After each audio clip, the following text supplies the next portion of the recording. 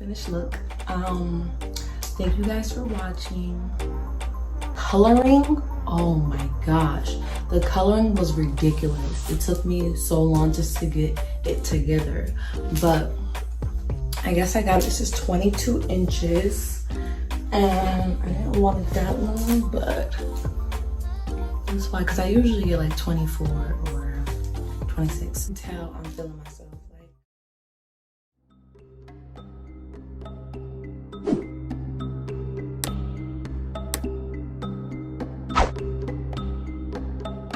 This video is long overdue. You guys have been messaging me on Instagram. You have been commenting on other videos requesting that I cover the case of Lauren Smithfields. And I honestly planned to cover it from the first time that I heard about it. And I knew that it would be something featured on my channel because it is a case that is like so disappointing and so frustrating, and it's a very, hopefully, pivotal case in our society. And a lot of people are heavily invested in this case. So I knew from the beginning that I would cover it. So I just want to thank you for your patience with me getting to the point where I can cover this case. There is quite a bit of information that we're going to unpack today. This is going to be, for the most part, an all-encompassing video, but it is ever evolving, her situation. So there will probably be new information tomorrow. This is all the information that I have as of the point of recording. If there are new developments that I hear about, I will be sure to pin in a comment below. Before I do get started with the video, I do want to give a disclaimer that this is all information that I have found online and compiled into a video for educational purposes. I mean, no disrespect to any parties that I discuss in this case. And to be clear, there have been no official suspects named in this case. So I just really wanted to sit down with you guys, have this conversation. It's going to be less perfected. Like with a lot of my videos, it's a script format. This one is going to be more of a conversation while we dive into what happened. And I will be giving my thoughts and my opinions on things in as tactful a way that I can. All right, you guys. So Lauren Smithfields is a 23-year-old woman who was living in Bridgeport, Connecticut. She was known to be a track star from high school, and she actually was really, really fit even in her adult life. She worked out all the time. She ate really healthily. She actually maintained a plant-based diet, which is impressive.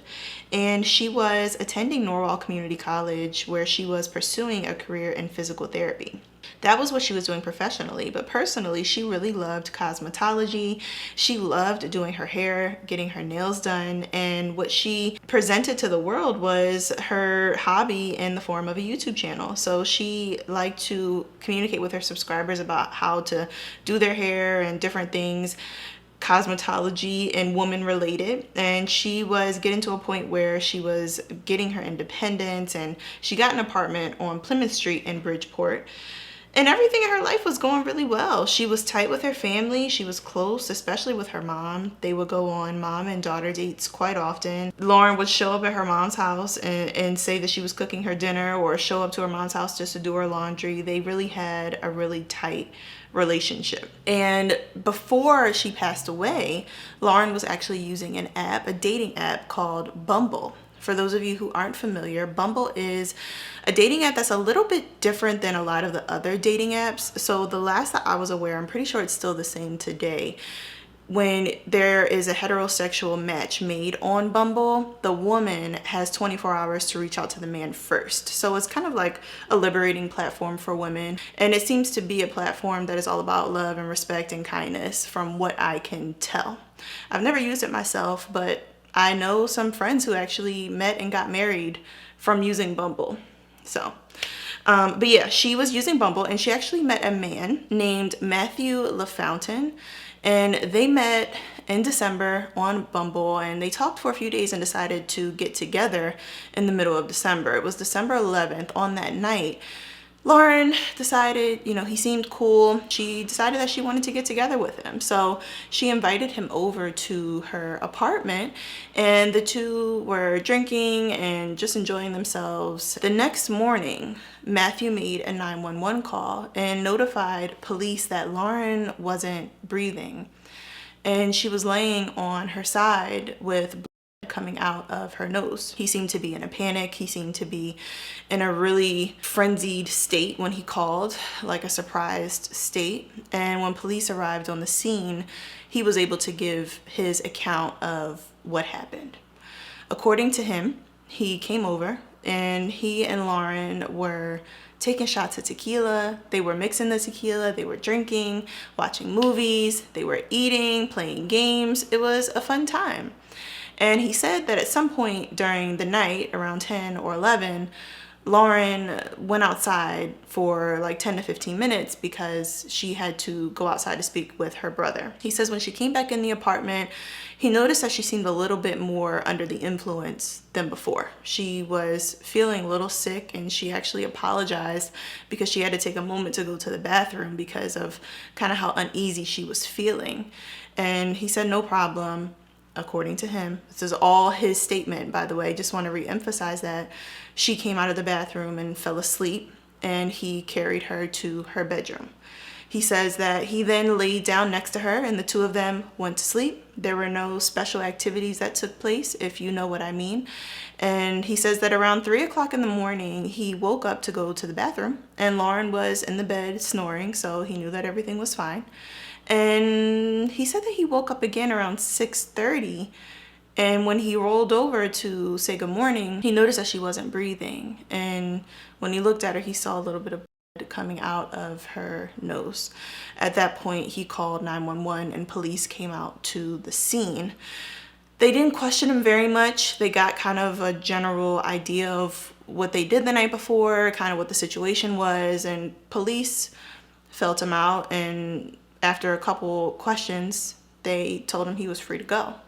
And now Lauren was passed away, and this man was the only person who was a witness to what took place that night. There are some issues with this case, as you are well aware, I am sure, but let's break them down. So Bridgeport police dropped the ball pretty much in every way you can imagine. They didn't take LaFountain in for questioning. They didn't officially question him. There was no real investigation that actually took place in this case.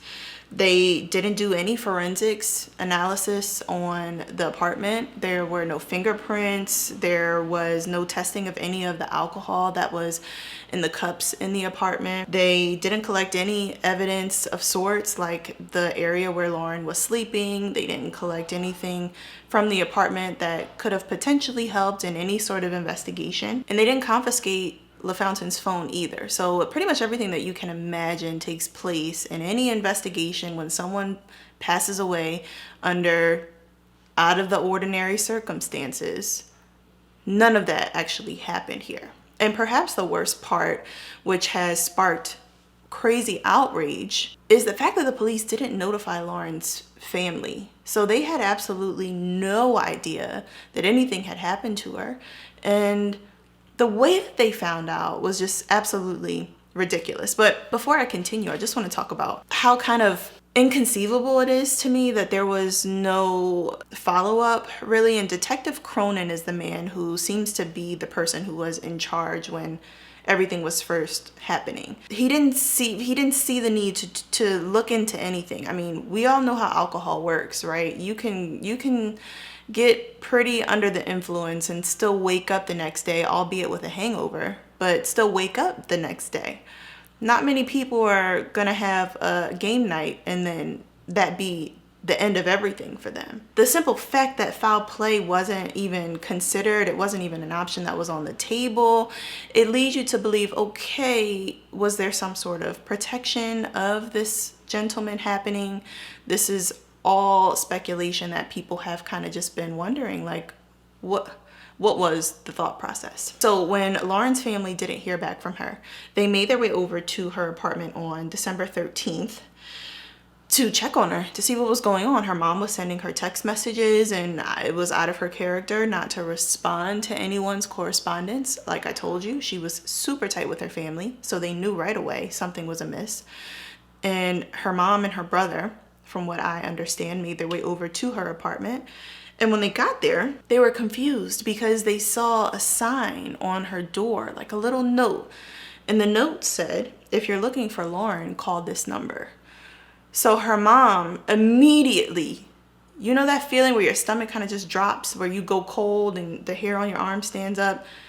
Immediately, she was totally in a panic.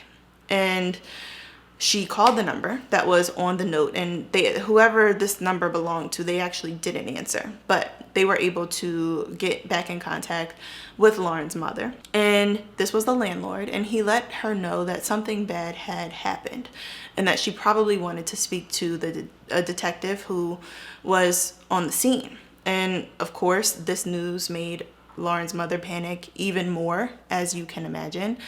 And when she did get in contact with the detective, he was dismissive, he was rude, he was short, and he let her know over the phone that, yeah, Lauren had passed away the night of December 11th into the morning of December 12th. And, you know, she had a date with a guy, and there was no foul play. They had no reason to really look into the guy, but she was gone. And Lauren's brother was interested, like, to get more information. So he's asking the detective, what do you mean she went on a date with a guy and there's nothing to look into? What's going on? And Detective Cronin told them that he was a nice guy. He seemed nice. It didn't seem like anything really to look into. So that was like the first moment of outrage that was sparked and kind of like put a fire under the family. What do you actually mean there's nothing to look into here? That sounds like the most outrageous thing you could say in this situation.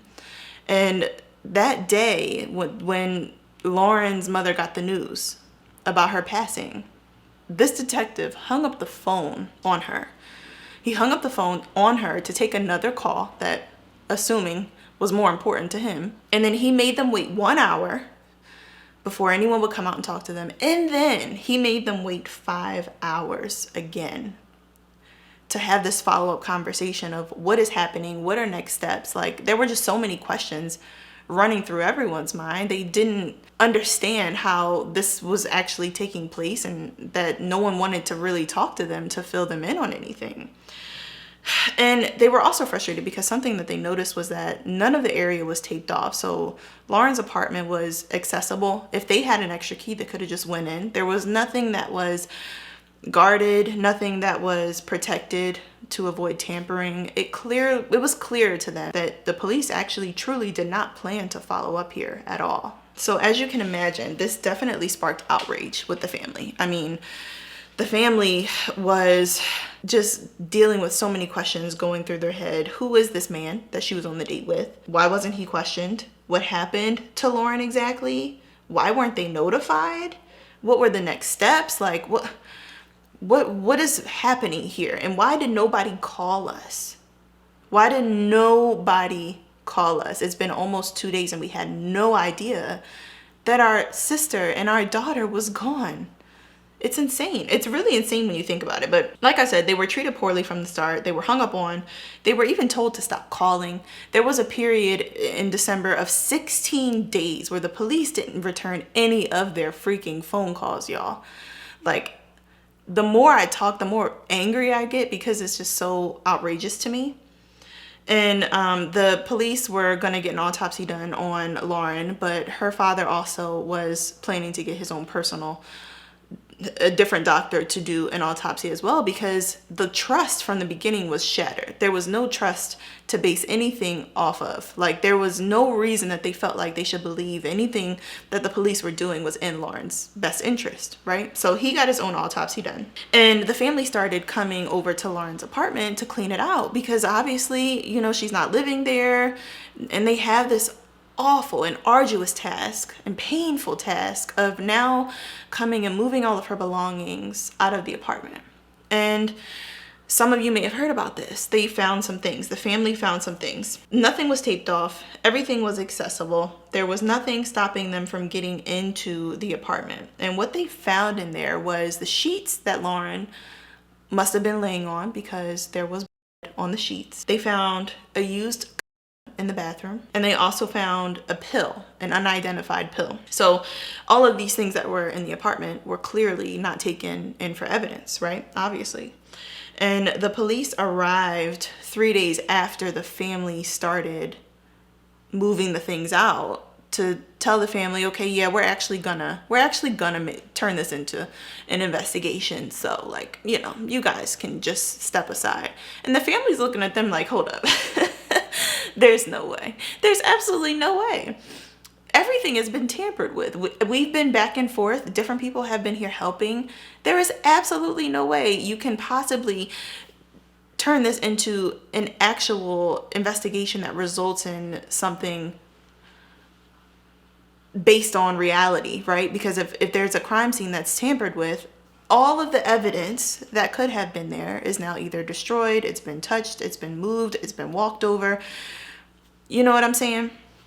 So that they were just like, all right, you got to be kidding me at this point. But all the items that I told you about, the police took them only after the family insisted. They took all of these items on December 29th, all of the things that I listed for you. And as of 2 days ago, from when I'm making this video, police still have not submitted and processed any of these items for forensic analysis. It's just absolutely incomprehensible when you sit back and really think about it. So the family wants to know why they showed up so late to take the items if they were never going to even submit them. They also want to know why the police came in, right? This part is interesting. The police came in and told the family that the family needed to provide them DNA swabs. And they even told the family that they would not proceed with any level of an investigation if the family did not provide them with swabs. But what was interesting was that there were no swabs taken from LaFountain. He actually refused to give a DNA sample. And as far as I'm aware, that's still the case to this day. That is what was discussed by the attorney of the family. So all of this started an absolute outcry for justice. Everyone was demanding that an investigation take place. And being represented by their attorney, his name is Darnell Crossland, the family was out the gate hot. Like from the beginning, they knew that they had to start spreading the message. And the word about Lauren was actually spreading quite slowly in the beginning. I mean, I heard about this, and I only know I heard about this so late because I heard about it on my line sister's birthday, which was the first week of January. I had no idea that this had even taken place. It was like 3 weeks prior that this had actually, more than 3 weeks prior that this had actually taken place by the time that I heard about it. And the coverage for her in the beginning was very lackluster. It was very poor. It was just not widespread like it should have been. But the family was determined. They were doing interviews, they were doing marches, they were spreading the word. They said there's going to be justice served somehow. You're not just going to toss away Lauren like she's rubbish, is what her mother said. Like, they had a very determined attitude to make sure that there was some sort of justice found for Lauren after her untimely passing and this botched investigation from the very beginning. Let's talk about the autopsy. So the Connecticut Chief Medical Examiner's Office did the autopsy that was ordered by the police for Lauren's remains, and they found something very interesting. They ruled the manner an accident, and the cause was ingestion of these substances. So I'm gonna put them on the screen. This is quite a combination of substances if you stop and think about it. And the family said from the beginning when this autopsy was released, okay, we understand that these substances were found in her system, but she doesn't do drugs. Lauren works out every day and is health conscious and eats plant-based. This isn't something that she does, and her family knows her. They're really, really, really tight. Like, she can talk to her mom and her brother about anything. So if she was into this kind of stuff, they would have had an idea of it. It just came as kind of a shock to them that these substances were in her system. But what was more concerning was the manner of her passing being ruled an accident, because up until this point, there was no real investigation that took place. So for it to be ruled an accident before any forensics, any questioning, any actual DNA processing was done, seemed to kind of be jumping the gun a little bit. And these types of some substances, are not normally consumed in this casual way. I mean, what people are sitting here taking antihistamines and I'm going to say F instead of the full word, and drinking on top of that just to sit in the apartment and play card games. And if they were, the two of them, participating in this interesting concoction, why wasn't he also affected negatively? But we don't know if he was, because like I told you, there was no testing done on him. There was no testing done on him. There was no testing done on any of the cups in the apartment to see if traces of these were put into the alcohol that Lauren was consuming. So we really don't know how it got into her system, if it actually was an accident and she willingly took these substances, or if they were slipped in somehow without her being aware. And when Lauren's brother came to the house, he stopped by because the two of them had gone shopping earlier that day. So he wanted to come and pick up some of the clothes that he had bought that Lauren actually had. And it was between 10, 11 o'clock. She runs outside to give him his belongings, and he said that she was totally fine. There was no sign of intoxication. She wasn't even seemingly tipsy. Like, she was totally fine, laughing, joking, her normal self. Her brother said there was absolutely no sign she was partaking in anything that night. So whatever happened had to have happened between about 11 o'clock and 6 a.m. It doesn't seem likely to me that she was sitting up here taking this concoction of substances. It doesn't seem likely. So with all of the public outrage in this case, there was some follow-up that was demanded by a lot of people, especially her family. An official investigation into the actual handling of the case was opened by the Office of Internal Affairs, and Detective Cronin was moved off the case, luckily, and eventually he and another detective, who was named Detective Llanos, were both placed on leave. Now, I also heard that one of them was forced to take early retirement. I can't confirm this. If you know for sure, let me know in the comments. But the two of them were both removed and eventually forced to step down. And Lauren's family filed a notice of intention to sue the mayor, the police chief, and several detectives on the case for mishandling, for not collecting evidence, for lack of due process. And maybe if they were a little more empathetic and just nice, polite people, given that they work in a service role, to just be more personable would have possibly helped. Like, even if they messed everything up from the very beginning, they still could have saved it sooner. They could have saved it sooner, and at the very least, they could have acted with respect and kindness to Lauren's family in a time where they were grieving. The mayor actually has made a statement. He made a statement basically saying about how poorly he felt the investigation was handled and how he plans to hold everyone involved accountable. But there is someone who said the opposite. The Bridgeport Police Union. They actually called the decision of the mayor to put the officers on leave regrettable, quote, regrettable. And they said, quote, "We caution against a rush to judgment until we have all the facts surrounding this case. We will file grievances over the placement of Detectives Llanos and Cronin on administrative leave to restore them back to full duty status." And this was said by Sergeant Brad Seeley. And he basically said that, due to shortages, we need them two back. We need those two back. It's shortages and we don't have all the information, so we need those two back. Now, this is a police union where I'm assuming, like most unions, their goal and their duty is to protect their employees. But still, But the day after the autopsy was released, an official criminal investigation was launched, finally, 44 days after Lauren passed away, y'all. I mean, absolutely far too late. Far too late. And as of last week, oh my gosh, like my brain can't even conceptualize this. As of last week, police still had not contacted Bumble to retrieve any data from LaFontaine's profile to see if he corresponded with any other young ladies that maybe had suspicious things happen to them, to see exactly what the messages were between him and Lauren. There was no communication with Bumble, and they said they would be happy to provide any information. They answered the questions when reporters were asking them. They said, yeah, no, nobody's contacted us. they're making it clear, like, you know, we're here, but nobody's come to ask us for anything. So that's quite interesting. Now, the lawyer of LaFountain has been saying that LaFountain is fully cooperating with police, but he lawyered up, as we know, like I'm saying, and he also refused to provide this DNA sample that we talked about, which is interesting because we know that this was found in the apartment bathroom, but LaFountain said that he slept fully clothed next to Lauren. So him refusing to provide a DNA sample is very interesting to me, and it's very interesting to a lot of people.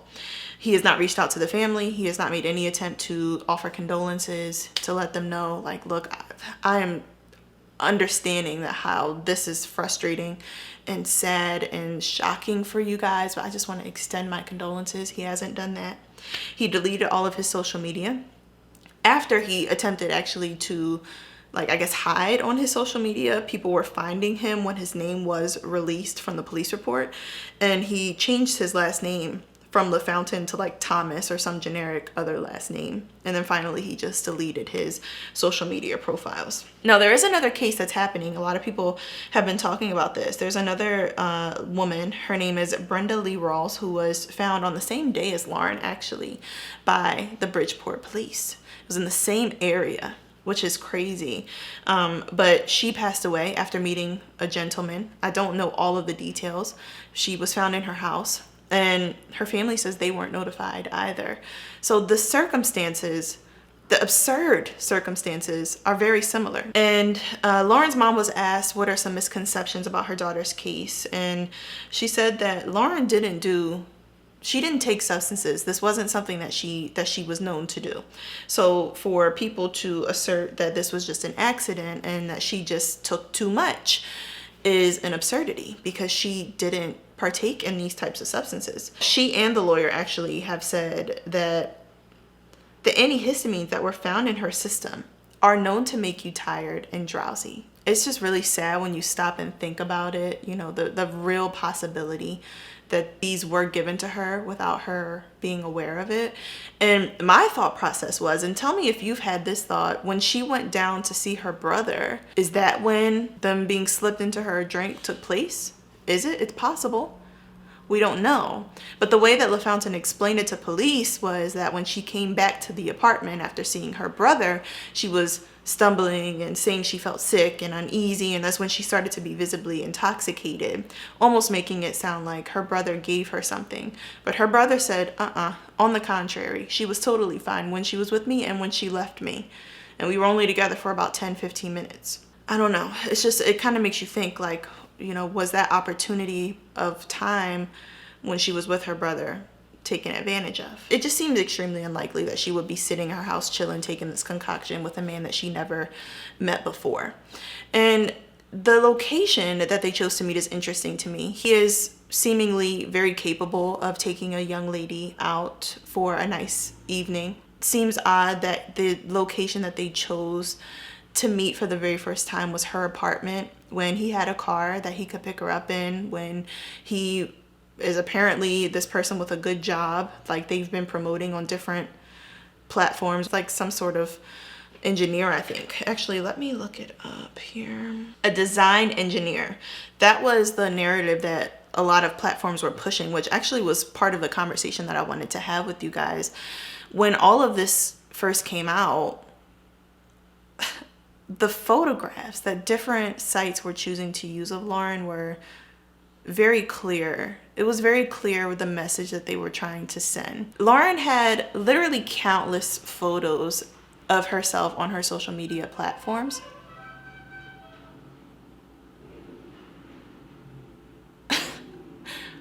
I don't know what that was. She had countless photos on her social media platforms, but for some reason, outlets were choosing to use her in bikinis. And then when the pictures of LaFountain, or the picture, I think we all kind of know the same picture of him with the backpack on, when that picture came out, and these outlets were still putting his picture, this nice backdrop with a beautiful background, and then her in her bikini, it's like, My perception of her doesn't change from that, but they know what they're doing because some people's perception when they see those pictures does change. And also some other thoughts that we can talk about. Him saying that they slept fully clothed, but the being found in the bathroom. Most people, right, if you know that that's in your bathroom from a prior visit, you're gonna discard of it. So I doubt that she just left that there from some other interaction with another man. That doesn't seem likely, but we can't prove that. And I don't know if it will be able to be proved because by the time the family found it, it had been days. So hopefully the DNA can be tested, but we really don't know. Now, this whole case was very frustrating from beginning to current day. For police to have this lackluster mentality of a young Black woman being found and there being absolutely no requirement of follow-up and no requirement to notify the family. That's one part that really perplexes me to no end. And something that Lauren's mom has been pushing for is for a change in requirements for police to notify families if their loved ones are gone within 24 hours. And the police have said, yeah, we knew who she was. We knew she was because they had her passport and her ID, her license.